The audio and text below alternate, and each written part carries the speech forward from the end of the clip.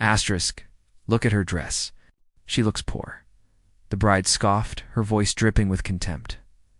The guests laughed, their pearls shimmering under the golden lights. Zola felt every stare, every whisper, but she stood tall beside billionaire Kalen Sterling. To them, she was just another nobody lucky enough to catch his attention. But when the groom suddenly stopped the ceremony, turned away from his bride, and walked toward Zola, the room fell silent. He bowed his head and said, "Yes, boss." 2 words that shattered every arrogant smile.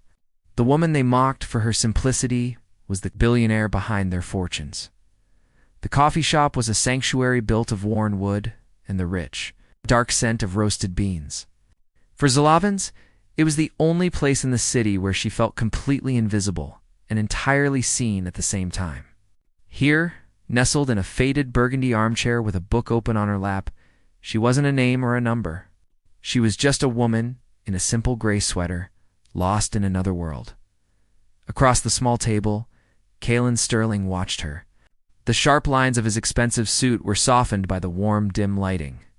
He was an anomaly in this haven of quiet simplicity, a man whose attire spoke of boardrooms and stock tickers. Yet his posture was one of complete repose. He had shed the armor of his world the moment he walked through the door, content to simply exist in hers. Their love was forged in these silences, in the deep. Meandering conversations about art, philosophy, and the quiet values that truly anchored a life, conversations that had nothing to do with the material world that clung to Kalen like a second skin. Zola looked up from her page, a faint smile touching her lips.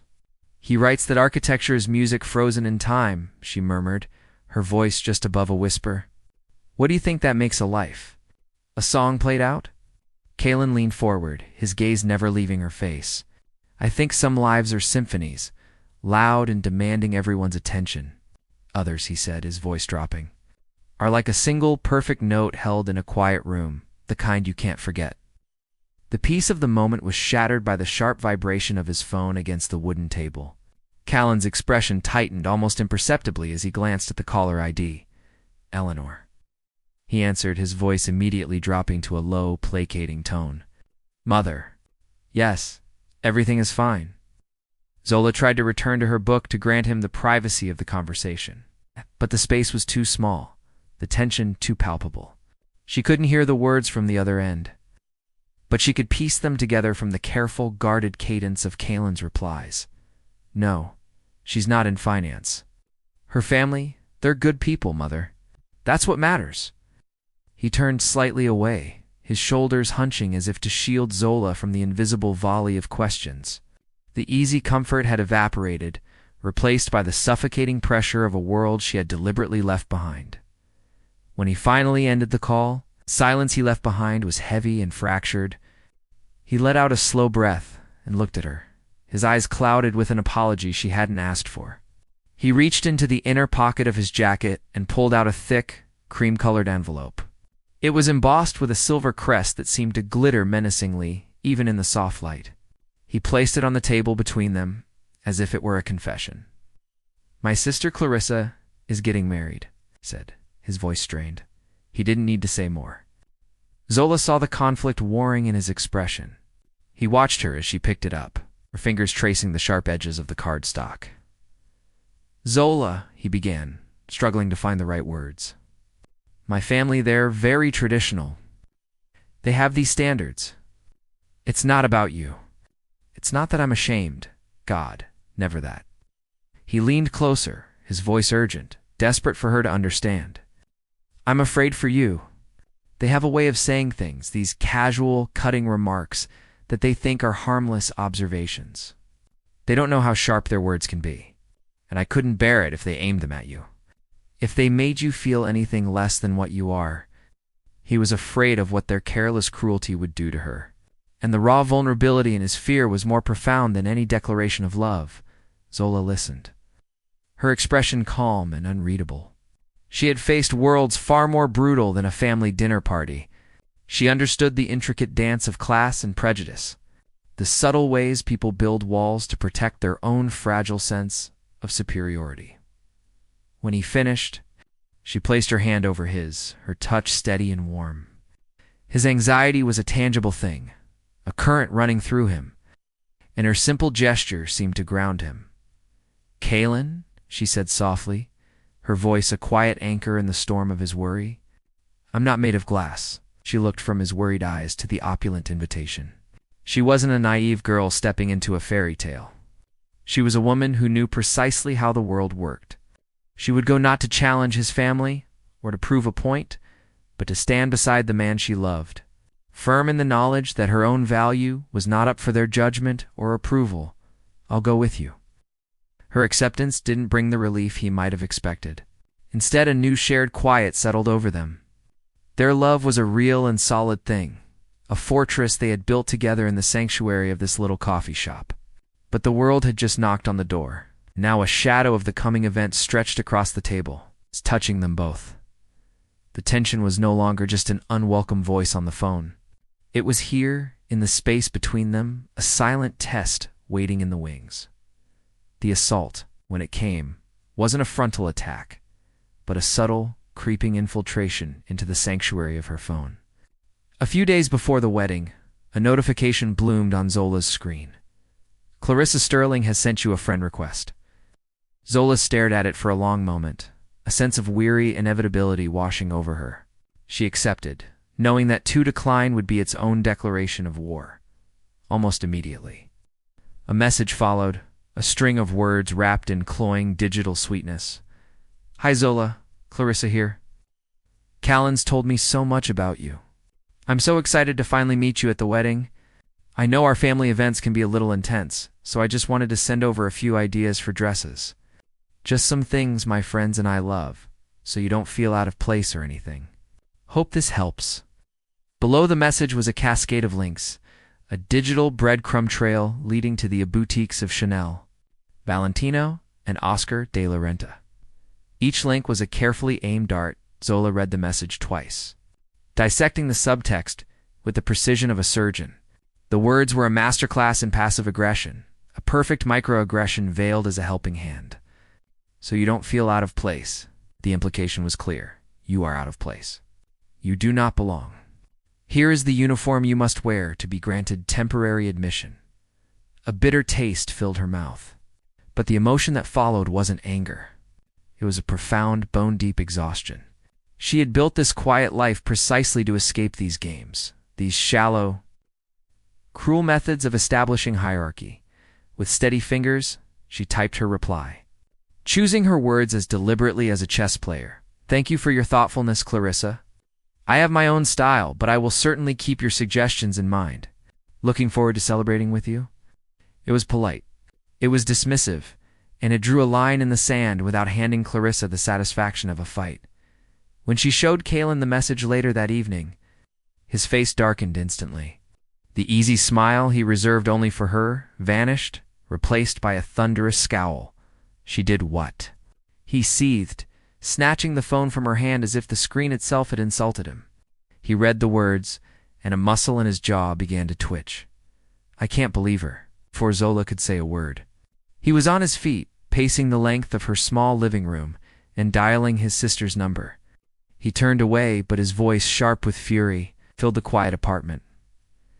"Clarissa, what the hell was that message you sent Zola?" Zola closed her eyes, listening to the muffled, indignant squawk from the other end of the line. Callan's voice rose to cut it off. "Don't you dare tell me you were just trying to help. What were you trying to help with? Did you think she doesn't know how to dress herself?" It was condescending, and it was insulting. There was another pause. This time Zola could almost hear the venom in his sister's reply as Kalen's face grew even tighter. "Embarrass the family," he exploded, his voice cracking with disbelief. "Are you listening to yourself? Zola could never embarrass me. But you, Clarissa, right now, you are embarrassing me profoundly." The call ended abruptly, Kalen hanging up with a final furious jab of his thumb. He turned back to Zola, his anger immediately dissolving into a look of deep regret. "I am so sorry, Z," he said, running a hand through his hair. He sank onto the sofa beside her, his shoulders slumped. "My sister, she's just shallow. That's all it is. There's no depth to her, so she judges everything by its surface. Please don't let it get to you. He meant it to be comforting. A dismissal of his sister's power. But the words landed like small, sharp stones. Shallow. He saw it as a simple character flaw, a personal failing. He didn't see it for what it was, a calculated act of exclusion, tool of a class system designed to keep people like her out. He loved her. She knew that without a doubt. But in that moment, she felt an immense gulf between them. The chasm of his privilege. He could see the injury. But he couldn't possibly understand the nature of the weapon that had inflicted it. Later that night, Zola stood before her closet. The doors were open, revealing rows of simple, elegant pieces in muted colors. But at the very back, shrouded in garment bags, were the ghosts of a different life. She unzipped one, revealing the shimmering silk of a couture gown, a relic from a time when her name was a headline, not a secret. She could wear it. She could walk into that wedding clad in the very armor Clarissa worshipped, beat her at her own game. The thought was tempting, a brief flash of vengeful satisfaction. But she pushed it away.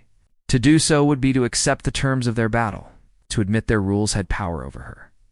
She zipped the bag closed, pushing the ghost back into the darkness. Instead, her fingers settled on a simple ink-black dress. It had no famous label, no extravagant design. It was just a sheath of perfect fabric cut with an understated elegance that relied on nothing but the form of the woman wearing it. It was a quiet choice, silent declaration. She would not change herself to please them. She would not hide, but she would not perform either. She would simply be herself. Let that be enough. The Grand Sterling Hotel was less a building and more a declaration of wealth. From the moment they stepped out of the car and into the gilded lobby, Zola felt the air shift growing thinner and colder, charged with a specific kind of pressure she knew all too well. It was the atmosphere of a place where everyone was watching, weighing, and valuing everyone else. The soft strains of a string quartet were drowned out by a low, persistent hum of whispers that seemed to follow them as they walked across the marble floor. Dozens of pairs of eyes, peeking over the rims of champagne flutes, slid towards them. And Zola felt the familiar sensation of being catalogued. It wasn't friendly curiosity. It was appraisal, a silent audit of her dress, her posture, her very presence beside Kaelin Sterling. She felt Kaelin's hand tighten around hers. A protective gesture that was also a confession of his own anxiety. He was back in his native habitat. It was a jungle. They hadn't taken 10 steps before two figures detached from a cluster of guests and glided towards them. Eleanor Sterling was immaculate, a sculpture of ice and diamonds. Her smile was a perfect frozen curve. Beside her, Clarissa was a vision in white, though her own smile was brittle, stretched thin across her face. Eleanor's gaze swept over Zola in a fraction of a second, a dismissal so swift and complete. It was more insulting than a glare. Her eyes landed on her son, and her smile thawed by a single proprietary degree. "Kaelin, darling, you're late?" "Mother," he said, his tone carefully neutral. "You remember Zola?" Eleanor's eyes flickered back to Zola, a flicker of polite acknowledgement that held no warmth. Of course, the words clipped, final. Clarissa stepped forward, her laughter as artificial as the hothouse flowers spilling from giant urns. "Callan, you finally brought your friend." Her eyes performed a slow, deliberate crawl down Zola's simple black dress, a look of theatrical pity dawning on her face. "Zola, that dress is so minimalist." "Very brave." Insult was perfectly delivered. A poison dart disguised as a fashion compliment. Before Zola could even register the sting, an older woman with a face like a powdered hawk joined them. Her eyes fixed on Zola with an unnerving intensity. She leaned towards Clarissa, her voice a stage whisper designed to carry. Her skin is quite dark, isn't it?" "Very different." Clarissa's smile widened, a flicker of triumph in her eyes. She patted the woman's arm conspiratorially. "What you know, Aunt Beatrice? It's all about those exotic looks these days." "So uniquely beautiful?" The words hung in the air. "Thick and suffocating. Different. Exotic." They were polite society's synonyms for other. Zola felt a surge of heat rise in her chest, the familiar burn of fury. Beside her, Kalen went rigid, his knuckles white as he clenched his fist. A low growl rumbled in his throat. "That's enough," he started, his voice shaking with rage. He was seconds away from unleashing, but then he felt a gentle pressure on his arm. Zola's hand was there, her touch light but firm, a silent command. He looked down at her, confused, but she wasn't looking at him. Her gaze was fixed, calm, and direct, on Clarissa and the ant.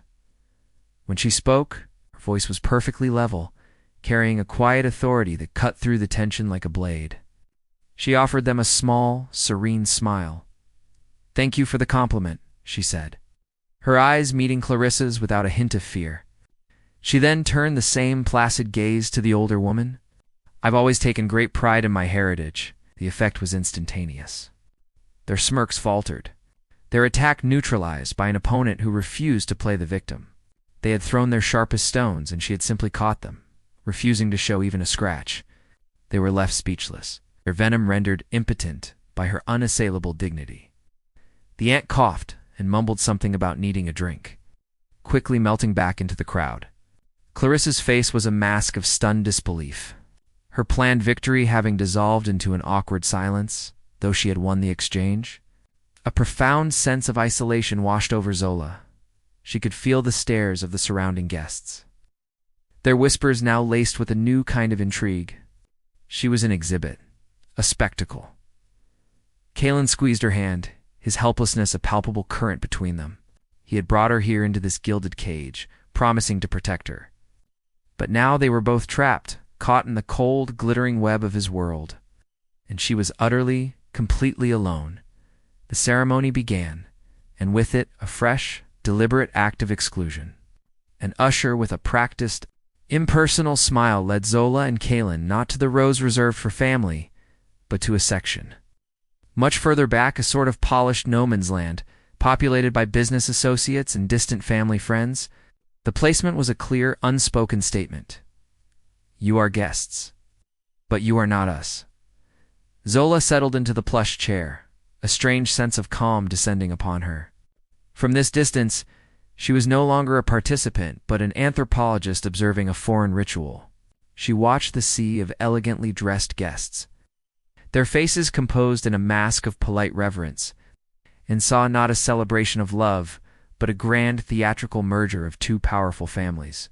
It was all so beautifully choreographed, so perfectly artificial. Callan sat beside her, rigid and silent, radiating a misery that was almost a physical force. Then the groom appeared at the altar. Marcus Thorne was exactly as handsome as one would expect, his tuxedo tailored to perfection, his hair impeccably styled. Yet beneath the polished exterior, something was amiss. A subtle tension coiled in his shoulders, and his eyes, instead of looking forward with joyous anticipation, kept flicking down to the expensive watch on his wrist. He looked less like a man about to marry the love of his life and more like someone waiting for a crucial deadline to pass. The music swelled. The heavy doors at the back of the ballroom swung open, and Clarissa began her procession, a cloud of white lace and smug satisfaction. Marcus turned, and a smile stretched across his lips, but it didn't reach his eyes. It was a well-rehearsed expression, a photograph of happiness rather than the real thing. As Clarissa glided down the aisle, his gaze, which should have been locked on her, began to drift. It was a subconscious act, a restless search across the faces of the assembled guests. Zola watched him, a flicker of detached curiosity stirring within her.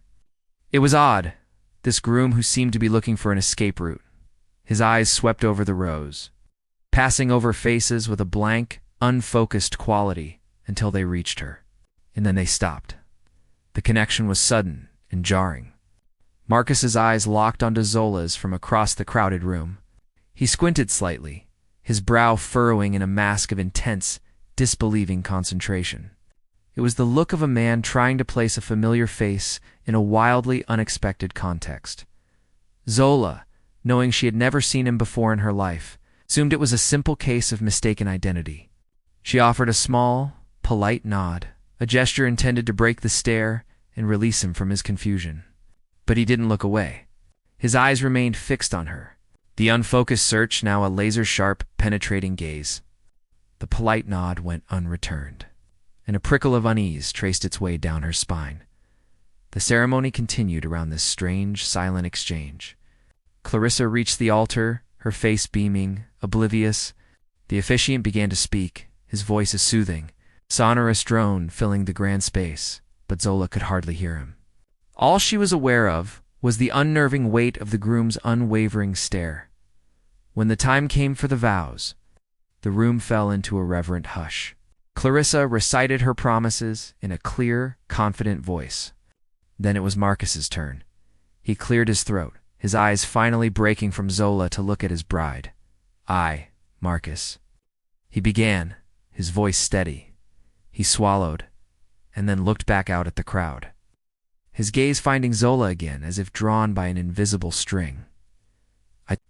He faltered, the words dying on his lips. He simply stopped, his mouth slightly agape, his eyes still locked on Zola. A wave of whispers rippled through the ballroom. Clarissa's perfect smile curdled into a tight, furious line. "Marcus," she hissed, her voice a venomous whisper that the microphone nearly caught. "What is wrong with you?" The guests shifted uncomfortably in their seats, their polite masks slipping to reveal expressions of confusion and alarm. Everyone assumed it was a simple case of wedding day nerves, a groom overwhelmed by the moment. But Zola knew it was something else. She saw the change in his expression. Marcus took a single, deep, shuddering breath, as if coming up for air after a long dive. When his eyes focused on her again, the confused, questioning look was gone. It had been replaced by something far more potent, an expression of pure, earth-shattering recognition. And in that moment, Zola felt a cold dread seep into her bones. The carefully constructed piece of her life was about to be obliterated. The real storm had finally arrived. The silence in the grand ballroom was a physical entity, a thick, suffocating blanket that smothered all sound. For a heart-stopping moment, the entire world seemed to hold its breath. Then Marcus Thorne gently, deliberately released Clarissa's hand from his arm. He turned to her, and though his back was to the crowd, the microphone on his lapel picked up his next words with perfect, devastating clarity. "I'm sorry, Clarissa," he said, his voice quiet but firm. "I have to do this." He didn't wait for a reply. He stepped down from the pristine white altar, his movements measured and certain, and began to walk. A collective gasp rippled through the room. 100 heads turned in unison, a synchronized wave of shock and disbelief, following the groom as he walked not towards the exit, but down the central aisle, directly into the heart of his own wedding reception. He didn't hurry. Each step was solid, purposeful, echoing slightly on the marble floor. The sea of guests parted before him, as if by an invisible force, their faces a gallery of confusion. Zola felt her heart begin to hammer against her ribs, a frantic, trapped bird. The path Marcus was walking had only one possible destination. Her instinct took over. Callan shot to his feet, his body a rigid shield he placed between Zola and the approaching groom. "Marcus, what are you doing?" he demanded, his voice low and dangerous. Marcus didn't seem to hear him. He didn't even seem to see him. His eyes were fixed solely on Zola, and they were filled with a wild, dawning light. He stopped just a few feet away, breathing heavily, not from the short walk, but from the force of the emotion coursing through him. "It's you," he breathed, the words barely a whisper. "It has to be you." The name Vance. I never made the connection. From the altar, a shriek of pure fury cut through the charged air. "Marcus, what is this insane little drama you're playing at? Get back up here. That's just Kalen's girlfriend." Clarissa's voice was shrill, ugly, but Marcus didn't even flinch. He didn't turn his head. His entire universe had contracted to the small space he now shared with Zola. He looked directly into her eyes, and with a reverence that was profoundly, shockingly out of place, he inclined his head in a short, formal bow. The string quartet had long since fallen silent. The whispers had died. The only sound was the frantic beating of Zola's own heart. Into that dead-perfect silence, Marcus spoke, his voice ringing with a clarity that reached every corner of the opulent room. "Ma'am," the word detonated. It was a sonic boom of respect, a tidal of such deference that it made no sense. A tidal wave of murmurs erupted through the crowd. Eleanor Sterling, who had been half risen from her seat, froze completely, her face a mask of utter bewilderment. Clarissa's mouth hung open, her beautiful bridal makeup suddenly looking like a grotesque parody. And Kalen. Kalen slowly lowered himself back into his seat, his gaze shifting from Marcus to Zola, his expression one of absolute shattering disbelief. It wasn't anger or betrayal in his eyes. It was awe. It was the look of a man realizing the person he loved was a universe he had never even known existed. Marcus straightened up, his voice now filled with a fervent, overwhelming gratitude that transformed the scene from a bizarre interruption into a public testimony. "You're V," he said, the name spoken with a kind of hushed reverence. The head of Vance Capital, the name of the notoriously private, almost mythical venture capital fund. The name dropped into the room, and the murmuring intensified, now laced with recognition and shock. You believed in my tech startup when no one else would? My company was about to go under. My career was over. I sent 100 desperate emails, and only one person replied, V. He took a step closer, his voice thick with unshed tears. You saved me. You've saved everything I've ever worked for. The only reason I have the money for a wedding like this, the only reason I can stand here today, is because of you. The secret was out. Laid bare in the most spectacular and public fashion imaginable, Zolovance was no longer the quiet, out-of-place girlfriend in the simple dress. In the space of 2 words and a 30-second explanation, she had been transformed. She was power. She was the hidden hand that shaped fortunes. She was to the man who was supposed to be marrying into the Sterling dynasty, the ultimate authority. She was ma'am. The dead silence that followed Marcus's testimony lasted only a few seconds, but it felt like an eternity. Then it shattered. A low wave of murmuring began at the back of the room and swept forward, growing in volume until the grand ballroom was buzzing like a disturbed hive. The name Vance Capital was whispered from guest to guest, a name synonymous with almost supernatural success and absolute anonymity. The faces of the Sterling family, caught in the harsh glare of 100 curious eyes, cycled through a rapid, brutal series of emotions. Shock gave way to disbelief, which curdled into a dawning, sickening horror, and finally settled into the pale, waxy mask of pure, unadulterated humiliation. All their carefully constructed social armor had been stripped away, leaving them naked and exposed in the ruins of their own perfect party. The sneering comments, the cold dismissal, the casual cruelty, it all came rushing back, now recast as a grotesque, self-inflicted farce. They hadn't just insulted Kalen's girlfriend. They had publicly scorned one of the most powerful and invisible figures in their world. Eleanor was the first to recover, her social instincts kicking in like a defibrillator. Her face, which had been frozen in horror, suddenly melted into a performance of warm, maternal concern. She began moving toward Zola, her pace quick and purposeful, a frantic attempt at damage control. She glided past the stunned Marcus, as if he were a piece of furniture, her eyes locked on Zola with a brilliant, false light. Zola, my dear child, she cooed, her voice oozing a syrupy affection that was nauseatingly artificial. She reached out as if to touch Zola's arm. Why on earth didn't you tell us? This is all just a terrible, terrible misunderstanding. Zola didn't flinch. She didn't move.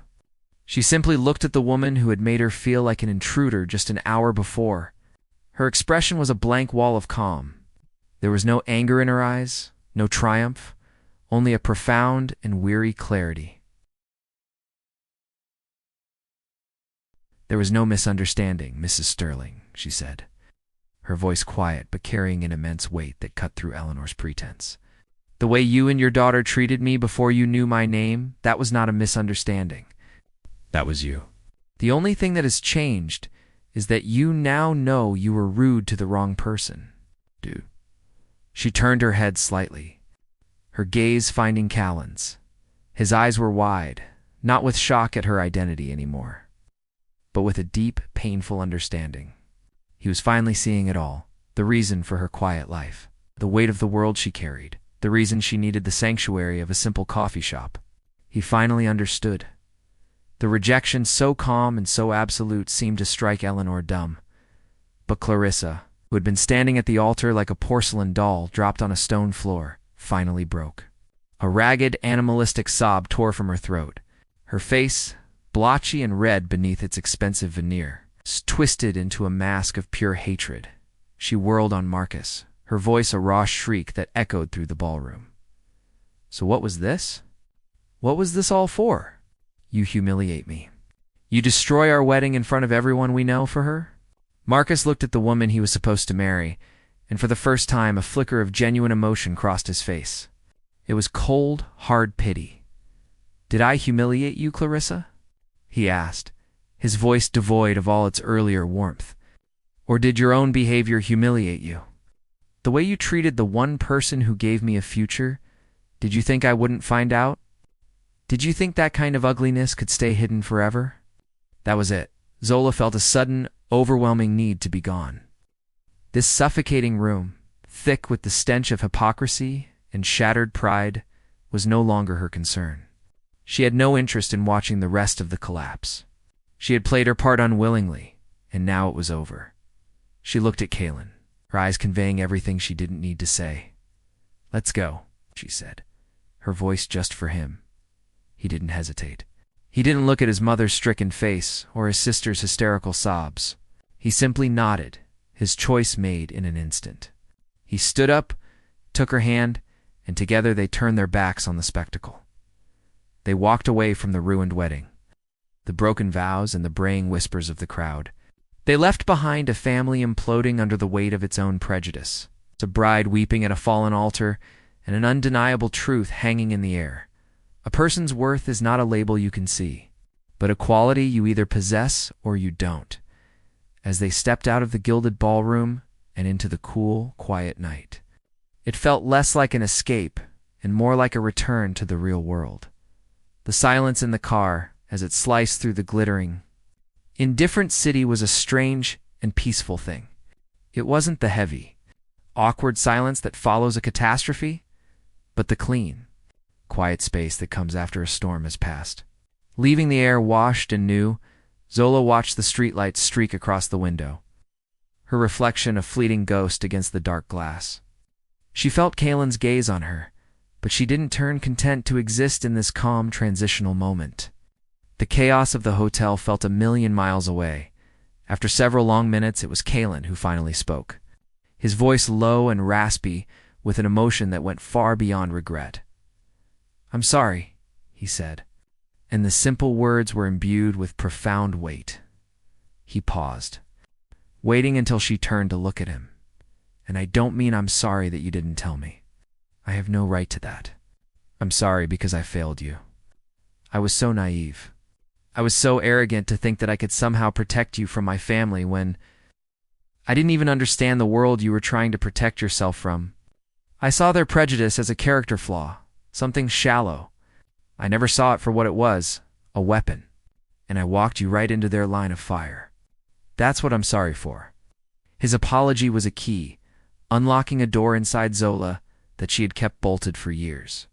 A deep, shuddering breath escaped her, a sigh that carried the weight of a long, lonely battle. For the first time, she didn't just give him a piece of her story. She gave him all of it. "It was never about hiding, Callan," she began, her voice soft but steady. "It was about searching.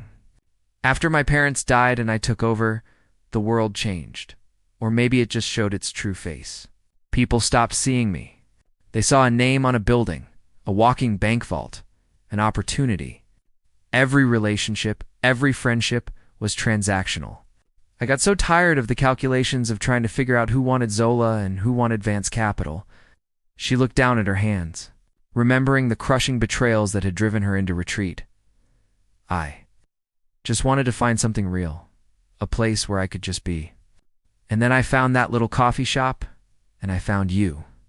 With you, for the first time in years, I wasn't Vance Capital. I was just Zola, the woman who likes her coffee black and reads too many books. I didn't tell you because that's secret. It was the wall that kept my sanctuary safe. It was the only thing that proved that what we had was real. They didn't talk about the ruined wedding or the future of the Sterling family. They talked about their future, a conversation grounded not in fantasy, but in a new, shared reality. They talked about boundaries, about how to navigate a world that would now view them through a completely different lens. It was Kaylin who brought it into focus.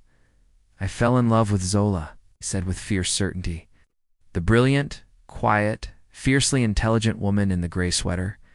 The fact that you're also a titan of industry who could buy and sell my entire family before breakfast doesn't change who I fell in love with. It just gives me one more reason to be in complete and utter awe of you.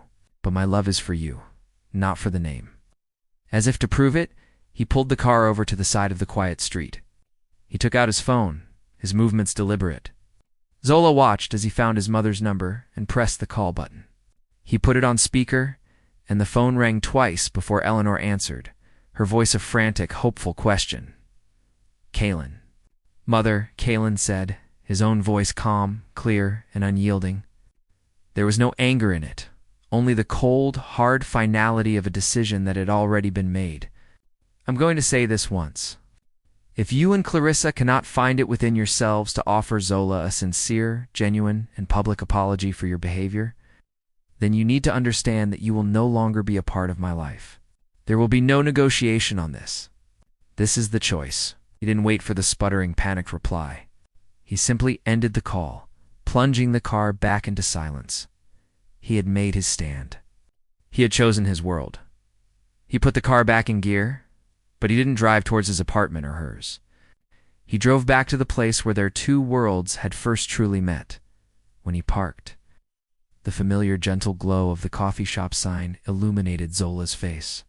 They walked inside. The little bell above the door chimed softly, a sound that felt like a welcome home. The air smelled of roasted beans and old paper, the scent of their beginning.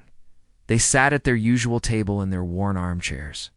Nothing had changed, and yet everything was different. The shadows were gone. There were no more secrets hiding in the space. Between them, the foundation of their love wasn't built on the Sterling name or the Vance fortune. It was built here in the quiet authenticity of this room, stronger and more real than any empire. They were not a billionaire and her mysterious boyfriend.